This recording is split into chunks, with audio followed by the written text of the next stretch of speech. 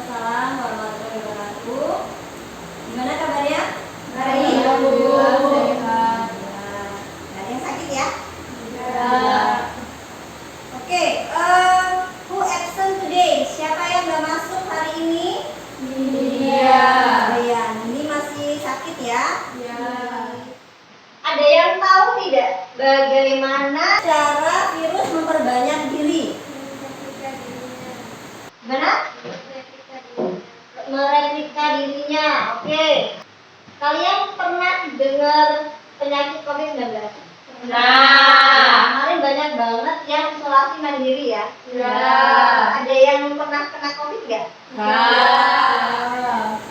Apakah isolasi mandiri diperlukan bagi seseorang yang terinfeksi COVID? Iya. Perlu ya? Perlu. Siapa yang kemarin kena COVID? Tetangganya? Ya. Saudaranya ada? Ada. Untuk pertemuan kali ini, tujuan pembelajaran kita adalah yang pertama, setelah melakukan observasi, peserta didik dapat membedakan proses replikasi virus antara siklus litik dan siklus lisogenik dengan tepat. Kemudian agenda kita untuk kegiatan pada hari ini, yang pertama ada fase 1 yaitu orientasi peserta didik. Kemudian yang kedua mengorganisasikan peserta didik. Teknik penilaiannya itu ada 3. Yang pertama itu adalah penilaian pengetahuan. Jadi nanti kalian akan pretest ya, ada pretest sama post-test, ada soal, itu penilaian pengetahuan. Kemudian sikap kalian juga akan ibu nilai nih, bagaimana kedisiplinannya, bagaimana kerjasamanya gitu ya. Dan yang terakhir adalah pada saat kalian presentasi ya. Presentasi nanti kan ada diskusi tanya jawab ya. Nah itu juga akan dinilai. Pada saat kalian dalam kelompok juga akan dinilai sikap dan diskusi dan tanya jawab kalian. Nah sekarang kita pretest dulu. Silakan dikerjakan soalnya. Silakan maju ke depan, scan barcode-nya. Langsung ngobrol.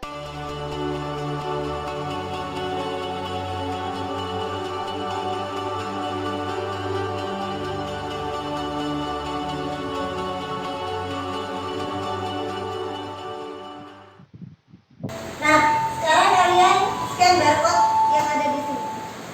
Ibu minta 1 orang untuk membacakan artikelnya. Seorang pasien positif COVID-19 atau virus corona R33 tak pernah menyangka akan menjadi salah satu orang yang dinyatakan positif COVID-19 tanpa mengalami gejala sebelumnya atau orang tanpa gejala OTG. Dia mengaku tak pernah berkontak langsung dengan orang yang dinyatakan positif COVID-19 maupun mengunjungi daerah yang dinyatakan sebagai zona merah. Aktivitasnya di luar rumah hanya sebatas melakukan transaksi keuangan di mesin anjungan tunai mandiri (ATM) dan sekedar berbelanja kebutuhan pokok di minimarket. Sang istri pun demikian. Untuk memenuhi kebutuhan makanan sehari-hari, dia mengandalkan tukang sayur keliling dan warung di dekat rumah. Sebelum dinyatakan positif COVID-19, karyawan swasta ini pun sudah melakukan isolasi mandiri di rumah. Sekarang berdasarkan artikel yang sudah dibacakan oleh Puput dan sudah kalian simak lewat HP masing-masing, kita buat pertanyaan-pertanyaan ya, seperti di pertemuan sebelumnya. Pertanyaan apa saja atau masalah apa saja yang bisa kita ambil dari artikel tadi? Siapa yang mau mengungkapkan? Positif sedangkan tidak ada gejala dan tidak pernah kontak dengan pasien. Ada lagi? Saya, Bu. Ya, Tata. Mengapa ketika hasil rapid test reaktif harus melakukan isolasi mandiri? Kita dapat 2 pertanyaan nih dari artikel tadi. Yang pertama adalah mengapa hasil swab positif sedangkan tidak ada gejala dan tidak pernah kontak dengan pasien. Jadi si R tadi itu swabnya positif padahal dia tidak ada gejala sama sekali dan dia nggak pernah kontak juga dengan yang positif ya, atau pasien corona ya, COVID ya.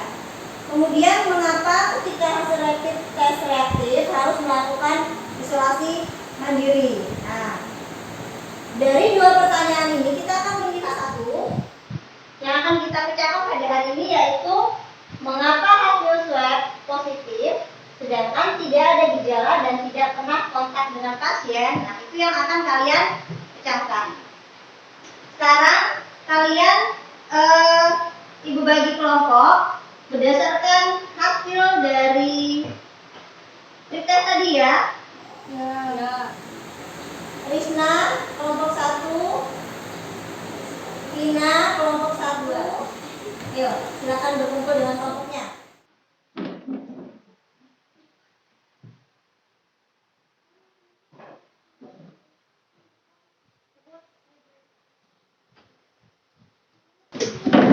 Perwakilan kelompok ambil ini ya, KTP-nya, bagikan ke temannya.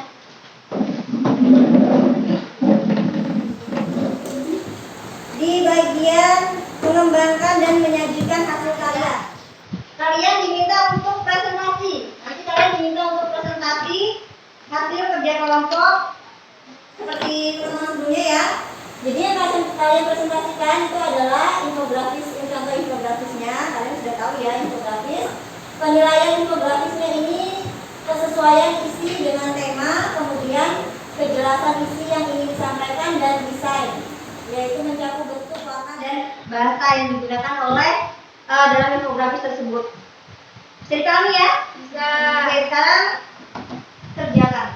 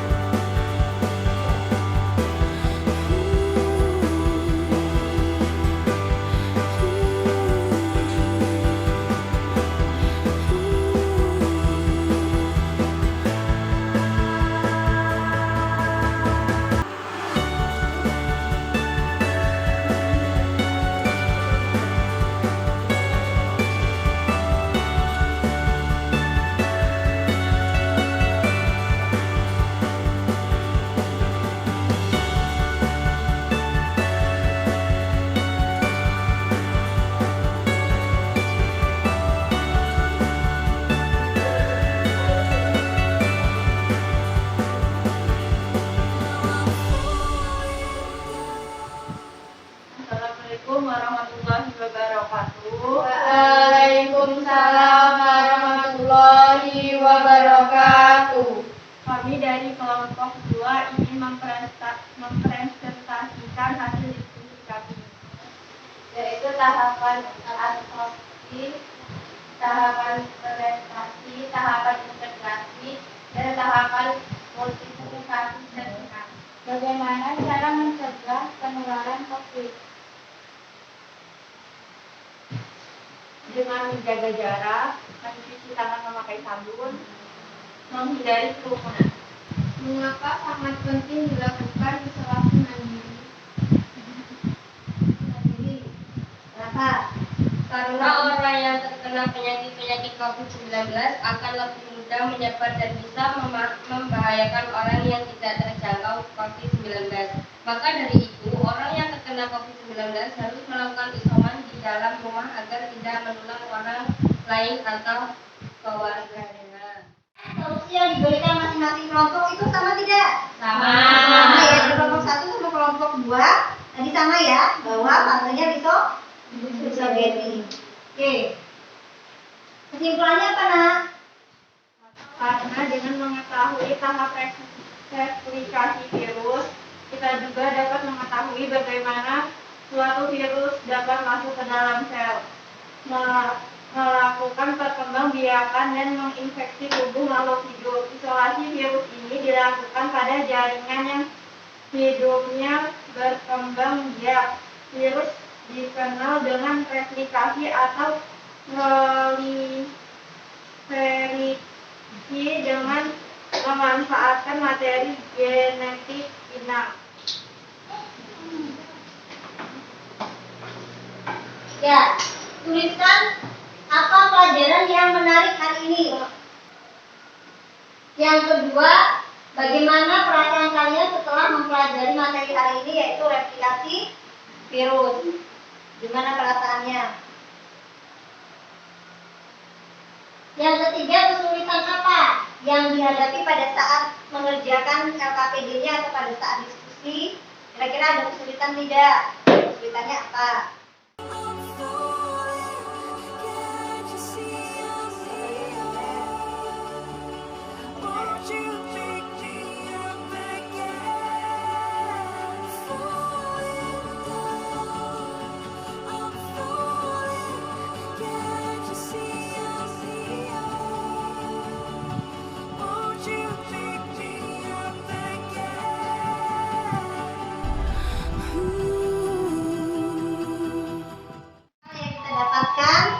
Banyak hal yang kita ketahui, kita semoga senantiasa kita bersyukur.